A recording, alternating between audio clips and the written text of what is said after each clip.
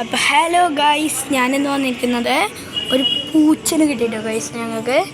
അപ്പോൾ ഇതാണ് കേട്ടോ നമ്മൾ പൂച്ച. ഞാൻ കാണിച്ചു തരാം.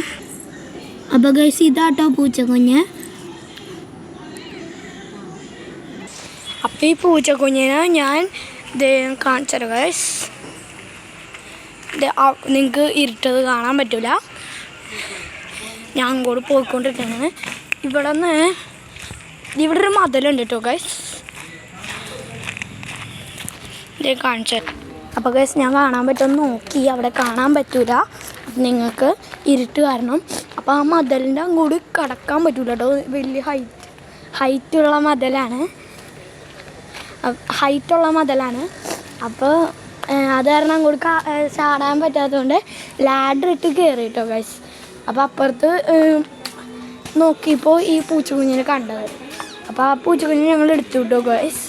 അവിടെ നിന്ന് ഞാൻ ചാടി എടുത്തു വന്നതാണ്. അപ്പോൾ എനിക്ക് അതിനൂടെ എൻ്റെ അമ്മ വരുമെന്ന് വന്നാൽ നാളെ എടുത്തുകൊണ്ടും പോകുമായിരിക്കും. അപ്പം ഞങ്ങൾ ഫീഡർ വെച്ച് ഇച്ചിരി വെള്ളം വായിൽ ഇങ്ങനെ എത്തിച്ചു കൊടുത്തിട്ടുണ്ട്. ഇച്ചിരി വെള്ളം വായിൽ എത്തിച്ചു കൊടുത്തു.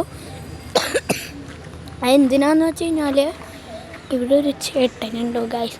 ആ ചേട്ടനാണ് അതിനടുത്ത് അപ്പുറത്തോട്ടിട്ട്. അതുകൊണ്ട് അപ്പം ഈ പൂച്ച ഉച്ചക്കാണ് എടുത്തിട്ട അയാൾ. അപ്പോൾ ആ പൂച്ച നല്ലോണം ഡീഹൈഡ്രേറ്റ് ആയിട്ടുണ്ടാവും.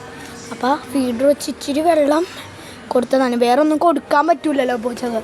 അതുകൊണ്ട് ഫീഡർ വെച്ച് ഡീഹൈഡ്രേറ്റ് ആയതുകൊണ്ട് കുറച്ച് വെള്ളം കൊടുത്തു.